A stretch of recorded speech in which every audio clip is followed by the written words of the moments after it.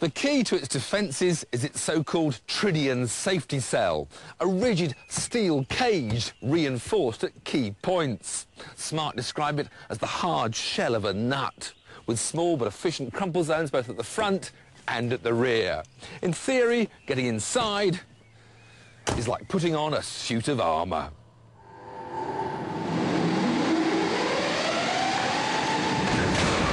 Even when it hits something more than twice as heavy, the bit where you sit is remarkably unaffected. There may not be a long crumple zone, but look how the Smart's windscreen remains intact. This is testimony to the rigidity of the passenger cell.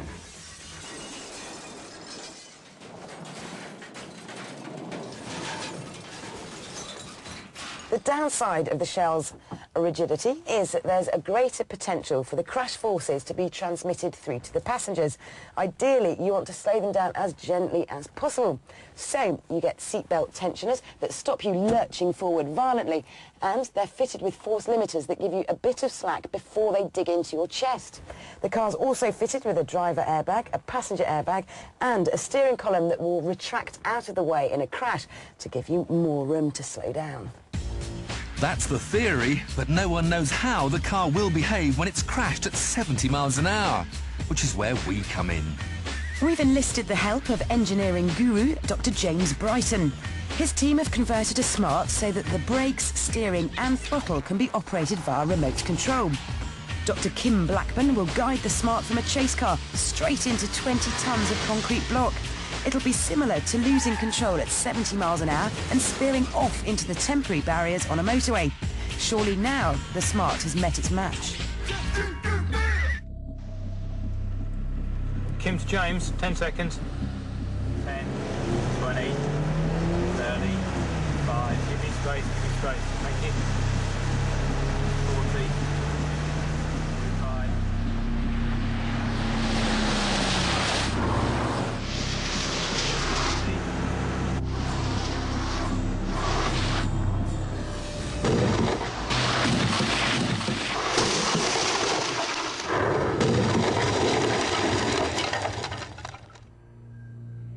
From 70 miles an hour to naught in 1 second. Energy that it moved 20 tonnes of concrete, leapt into the air and rebounded to the side of the road. We didn't know what we'd find when we reached the wreckage.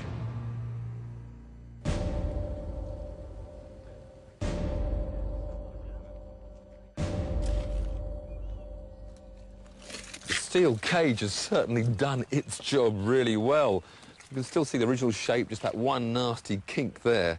Don't forget, this is a car without a roof. The plastic was just shattered. So without even the strength of a roof, there hasn't been that much effect. You can in fact open the door. Bits fly out. And it's only really when you come around the front you do see that massive impact. Around the other side, though, it still looks remarkably like a Smart car. You can see the full shape of the door. Indeed, the door not only opens normally, it closes again. So that does show how well that cage has worked on this impact. We were staggered at how well the Smart seemed to have stood up to our high-speed collision, but couldn't help wondering how a conventional small car would have performed in a similar test. So we found out. Another remote-controlled 3-star NCAP car, 70 miles an hour into concrete blocks.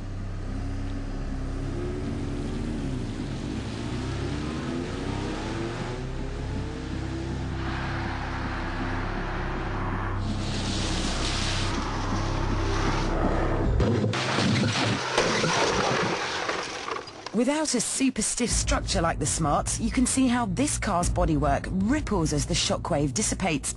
But again, the body looks remarkably intact, given the huge energy involved.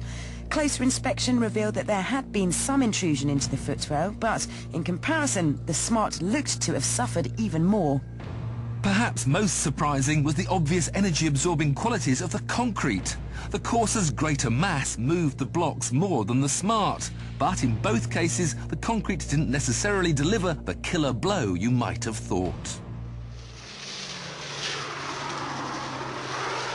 But But here's the rub.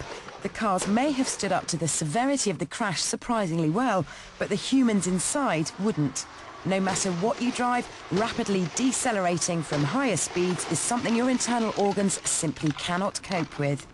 The chilling truth is, the people inside both cars would have been very unlikely to have survived.